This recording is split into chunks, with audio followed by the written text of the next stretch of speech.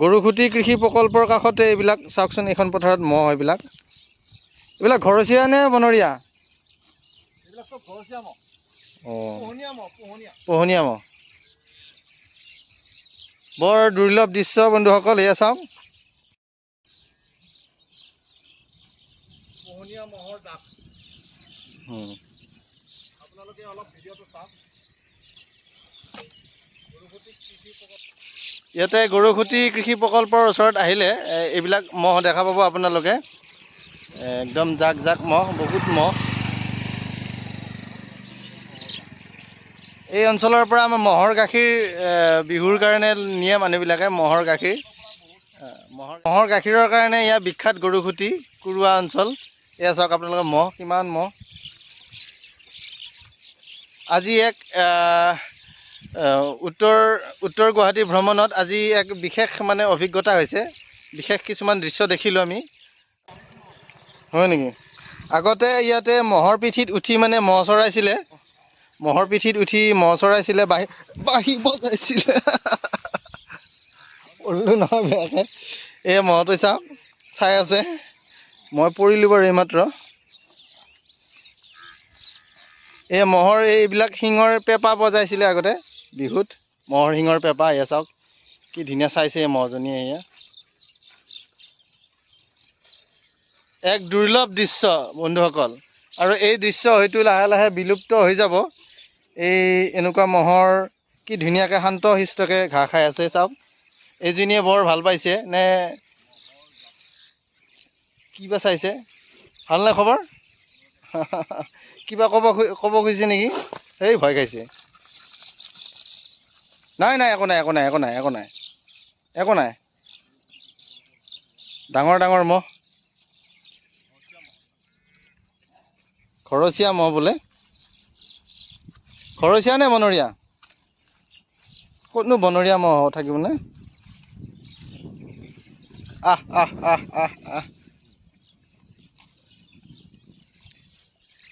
এক দুৰ্লভ দৃশ্য চাওক বন্ধুসকল। এয়া কি ধুনীয়া মহ।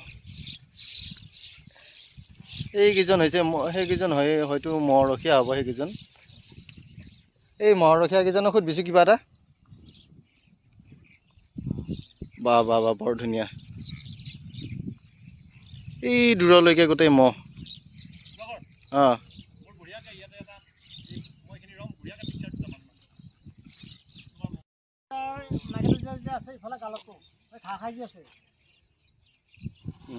মানে আপুনি ইমান মহ ইয়াতে চৰি আছে, এইবিলাকৰ আপুনি মানে মহখিনি আপুনি ইয়াত যে চৰাই আছে, আপুনি তাৰমানে মহখিনি ৰখীয়া হিচাপে আছে আৰু মানে আপোনাৰ নিজৰ মহ নে এইখিনি আপোনাৰ গাঁৱৰ কাৰোবাৰ মালিকাৰী? নাই, নিজৰ ব্যক্তিগত। আপোনাৰ নিজৰ মহ ইয়াত? কিমানটামান আছে মহ আপোনাৰ? এতিয়া মহ ইয়াত আছে আমাৰ 3 ঘৰ। 50 টকা আছে। এজনৰ 50 টকা মহ? 50 টকা। মানে টোটেল 150 মান মানুহ মহ আছে ইয়াতে। অ'কে। এতিয়া এইবিলাক যে মহৰ পোৱালি আছে বা ডাঙৰ মহ আছে, এইবিলাক চব মাইকী মহ। ইয়াৰ মাজত মতা মহ আছে নেকি? মতা মহ আছে, কিন্তু মানে ডাঙৰ মহবিলাক চব মতা মহ, আৰু এইবিলাকৰ আপোনালোকৰ গাখীৰৰ কি মাইকী মহ আৰু গাখীৰৰ কাৰণে এইবিলাক পালন কৰিছে নে? গাখীৰৰ কাৰণে। অ'কে, ঠিক আছে। এইটো আপোনালোকৰ গাখীৰখিনি মানে কাৰোবাৰ বিয়া সবাহ হওক বা টাউনৰ যিবিলাক হোটেল বা এইবিলাকত আপোনালোকে চাপ্লাই কৰে? পাইকাৰী আছে, পাইকাৰী লৈ যায় আৰু বিয়া সবাহ অৰ্ডাৰ পালে আমি অলপ দি দিয়ে। বিভিন্ন ঠাইৰ পৰা আপোনালোকৰ মানে গাখীৰৰ যোগাযোগ কৰে আপোনালোকৰ ওচৰলৈ। মহৰ যেতিয়া আপোনালোকৰ ইয়াত হেৰি আছে, মহ পালন আছে, গতিকে ইয়াত মানে কি আমি মাজে মাজে শুনো ইয়াতে মানে বনৰীয়া মহ 2-এটা ইয়াত মাজে মাজে। মই 2-এটা নহয় না, একদম পালধনীয়াকৈ আহে ইয়াতে। এই মহজাকৰ মাজত বনৰীয়া মহ ক'ৰ পৰা আহে মহবিলাক? মহ এইটো আমাৰ মেইন ঘাটি হৈছে কুৰুৱা।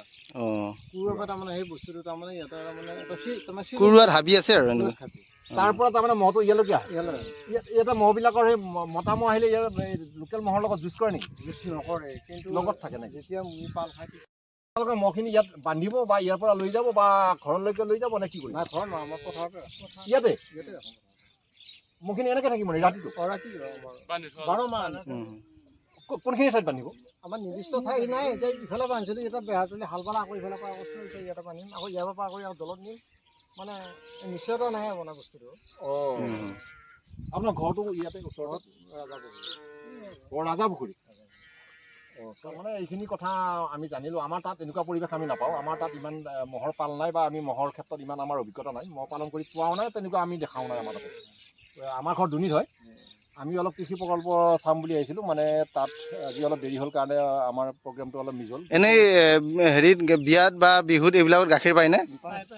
অঁ, আপোনালোকৰ ওচৰত আহিলেই হ'ল আৰু অৰ্ডাৰ দিব লাগিব নেকি আগতে নে? নাই